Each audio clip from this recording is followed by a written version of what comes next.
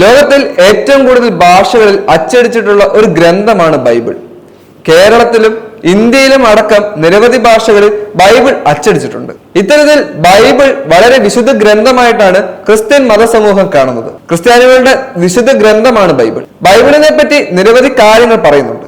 ബൈബിളിൽ നടക്കുന്ന പല കാര്യങ്ങളും ഇന്ന് ലോകത്ത് സംഭവിക്കുന്നതായുള്ള കാര്യങ്ങളെല്ലാം നേരത്തെ ചർച്ച ചെയ്തതുമാണ്. എന്നാൽ അതേസമയം ചില രാജ്യങ്ങളിൽ ബൈബിൾ നിരോധിച്ചിരിക്കുകയാണ്. അങ്ങനെ ബൈബിൾ നിരോധിച്ചിരിക്കുന്ന കുറച്ച് രാജ്യങ്ങളെ പറ്റിയാണ് ഇന്ന് നമ്മൾ സംസാരിക്കുന്നത്. അതിൽ ഒന്നാം സ്ഥാനത്ത് വന്നിരിക്കുന്ന രാജ്യമാണ് മൊറോക്കോ. മൊറോക്കോ രാജ്യത്ത് അറബിയിൽ പ്രിന്റ് ചെയ്തിരിക്കുന്ന ബൈബിളുകൾ കയറ്റാൻ സാധിക്കുകയില്ല. അവിടുത്തെ ആളുകൾക്ക് ബൈബിൾ വായിക്കുന്നതിന് ഫ്രഞ്ച് ബൈബിളാണ് ഉപയോഗിക്കുന്നത്. അറബിയിലുള്ള ബൈബിൾ വായിക്കുകയോ അല്ലെങ്കിൽ അത് കൈവശം വെക്കുകയോ ചെയ്യുന്നത് അവിടെ ക്രിമിനൽ കുറ്റമായി കണക്കാക്കുന്നുണ്ട്. ആളുകൾ മതപരിവർത്തനം ചെയ്യാതിരിക്കുന്നതിന് വേണ്ടി മുസ്ലിം നേതൃത്വം നൽകുന്ന ഒരു നിയമമാണ് മൊറോക്കോയിൽ പ്രാബല്യത്തിൽ വരുന്നത്. രണ്ടാമത്തെ രാജ്യമാണ് സൊമാലിയ. സൊമാലിയയിലും ഏകദേശം ഇതേപോലെയൊക്കെ തന്നെയാണ്. ബൈബിൾ അവിടെ നിരോധിച്ചിരിക്കുകയാണ്. അവിടെ അറബിയിൽ എഴുതിയിരിക്കുന്ന ബൈബിളിന് കടുത്ത നിരോധനമാണ് ഏർപ്പെടുത്തിയിരിക്കുന്നത്. സൊമാലിയയിലെ മുസ്ലിങ്ങളെ നേരെ ക്രിസ്ത്യാനികളിലേക്ക് പരിവർത്തനം ചെയ്യുമെന്ന ഭീഷണി മൂലമാണ് അവിടെ ഇത്തരത്തിലുള്ള ഒരു നിരോധനം ഏർപ്പെടുത്തിയിരിക്കുന്നതെന്നാണ് സർക്കാർ അവകാശപ്പെടുന്നത്. അടുത്ത രാജ്യമാണ് ലിബിയ.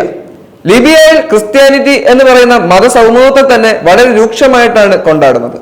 അവിടെ ആളുകൾ ക്രിസ്ത്യാനിയാണെന്ന് പറയപ്പെടുമ്പോൾ വളരെ ശക്തമായ അധിക്ഷേപങ്ങൾക്ക് ഇരയാകുന്നുണ്ട്. അതിനാൽ തന്നെ ബൈബിൾ മാത്രമല്ല ക്രിസ്ത്യൻ സമൂഹത്തെ അടക്കം അവിടെ നിരോധിക്കുന്ന ഒരു അവസ്ഥയാണ്. എന്നാൽ പോലും അവിടെയും ക്രിസ്ത്യാനികൾ രഹസ്യമായി പ്രാർത്ഥനാ യോഗം ചെയ്യുന്നതായുള്ള റിപ്പോർട്ടുകളുണ്ട്. അടുത്ത രാജ്യമാണ് ഉസ്ബെക്കിസ്ഥാൻ. ഈ രാജ്യത്തും ബൈബിൾ നിരോധനമാണ്.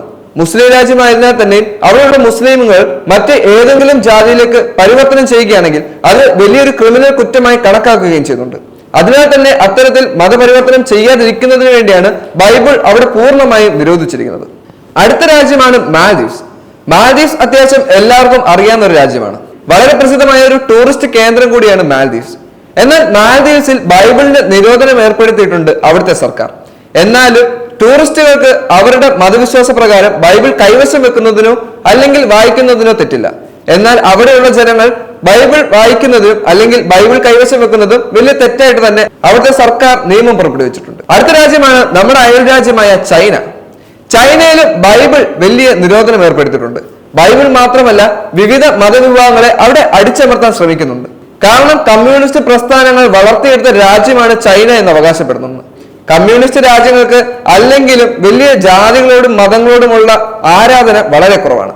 അത്തരത്തിലുള്ള സാഹചര്യത്തിൽ ബൈബിൾ അടക്കമുള്ള നിരവധി ഗ്രന്ഥങ്ങൾക്ക് അവിടെ വിലക്ക് ഏർപ്പെടുത്തിയിട്ടുണ്ട്. മറ്റൊരു രാജ്യമാണ് നോർത്ത് കൊറിയ. നോർത്ത് കൊറിയയിൽ അല്ലെങ്കിലും നിയമങ്ങൾക്ക് വളരെയേറെ കാഠിന്യമുണ്ട്. അവിടുത്തെ പല നിയമങ്ങളും ഇപ്പോൾ പുറത്തോട്ട് പോലും വരുന്നില്ല എന്നുള്ളൊരു വളരെ പ്രസിദ്ധമായ കാര്യം നമുക്കറിയാവുന്നതാണ്. അത്തരത്തിൽ വളരെ ശക്തമായ നിയമങ്ങളാണ് അവിടുത്തെ ഭരണാധികാരി കൈക്കൊണ്ടിരിക്കുന്നത്. അതുകൊണ്ട് തന്നെ വിശുദ്ധ ഗ്രന്ഥങ്ങൾക്കും അവിടെ കടിഞ്ഞാനുണ്ട്. അത്തരത്തിൽ ബൈബിളും അവിടെ നിരോധിക്കപ്പെട്ടിട്ടുണ്ട്. അടുത്ത രാജ്യമാണ് സൗദി അറേബ്യ. സൗദി അറേബ്യയിൽ മുസ്ലിമുകളാണ് ഏറ്റവും കൂടുതൽ നിലകൊള്ളുന്നത്. മറ്റേത് മതവിഭാഗത്തിലുള്ളവർക്കും അവിടെ ജീവിക്കാൻ സൗകര്യം ഉണ്ടെങ്കിൽ പോലും അവരുടെ വിശ്വാസങ്ങളെ മാനിച്ചുകൊണ്ട് അല്ലെങ്കിൽ മറ്റൊരു മതവിശ്വാസത്തെയും അവിടെ അഡോപ്റ്റ് ചെയ്യുന്നില്ല എന്നുള്ളതാണ് പ്രധാനപ്പെട്ട കാരണം. അതിനാൽ തന്നെ മുസ്ലിമുകൾ അവിടെ പ്രാർത്ഥിക്കുന്ന സമയമായതുകൊണ്ട് തന്നെ ഏത് സമയത്തും മുസ്ലിമുകളുടെ കാര്യം കൃത്യമായി ചെയ്യേണ്ട ഒരു സാഹചര്യം വരുന്നത് കൊണ്ട് തന്നെയും ബൈബിൾ അവിടെ നിഷിദ്ധമാണ്. ബൈബിൾ രാജ്യത്ത് പ്രവേശിപ്പിക്കുന്നതിനോ വായിക്കുന്നതിനോ സാധിക്കുന്നില്ല. മറ്റൊരു മുസ്ലിം രാജ്യമാണ് യമൻ. യമനിലും ഇത്തരത്തിലുള്ള നിരവധി സാഹചര്യങ്ങളുണ്ട്. ഒരുപക്ഷെ ക്രിമിനൽ കുറ്റം വരെ ചുമത്താൻ കെൽപ്പുള്ള ഒരു കാര്യമാണ് ബൈബിൾ യമനിൽ സൂക്ഷിക്കുന്നത്.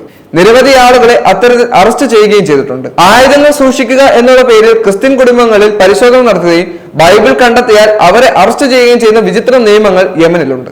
അടുത്ത രാജ്യമാണ് അഫ്ഗാനിസ്ഥാൻ. അഫ്ഗാനിസ്ഥാനിലും കാര്യങ്ങൾ ഏറെ ഇതേ രീതിയിൽ തന്നെയാണ് പിന്തുടരുന്നത്. ബൈബിൾ കൈവശം വെക്കുന്നത് അവിടെ വലിയ കുറ്റമായി തന്നെ കണക്കാക്കുന്നുണ്ട്. ബൈബിൾ വായിക്കുന്നതിനോ അല്ലെങ്കിൽ ക്രിസ്ത്യാനിറ്റി മതവിഭാഗത്തിന്റെ വിശ്വാസം പാലിക്കുന്നതിനോ അവിടെ സാധിക്കുന്നില്ല എന്ന് പറയേണ്ടി വരും. ഈ 10 രാജ്യങ്ങളിലും ബൈബിൾ നിഷിദ്ധമാണ്. അതുപോലെ തന്നെ ഇനിയും നമുക്കറിയാത്ത പല രാജ്യങ്ങളിലും ഇതുപോലെ പല മതവിഭാഗങ്ങളുടെ ഗ്രന്ഥങ്ങളെയും അവഗണിക്കുകയോ അല്ലെങ്കിൽ നിരോധിക്കുകയോ ചെയ്തിട്ടുണ്ട്. എല്ലാ മതവിഭാഗത്തെയും ഒരുപോലെ ആദരിക്കാനുള്ള ഒരു മനുഷ്യന്റെ സ്വഭാവമാണ് എല്ലാവരിൽ നിന്നും നമ്മളെ വ്യത്യസ്തരാക്കുന്നത്. നമ്മുടെ രാജ്യത്ത് സ്വാതന്ത്ര്യത്തോടെ ഒരു വിശ്വാസം സ്വീകരിക്കാനും ആ വിശ്വാസത്തിൽ മുറുകെ പിടിക്കാനും നമുക്ക് സാധിക്കുന്നുണ്ട്. എന്നാൽ എല്ലാ രാജ്യങ്ങളിലും അത് സാധിക്കുന്നില്ല. ഇനിയെങ്കിലും അതെല്ലാം എല്ലാ രാജ്യങ്ങളിലും സാധിക്കട്ടെ എന്ന് നമുക്ക് പ്രതീക്ഷിക്കാം.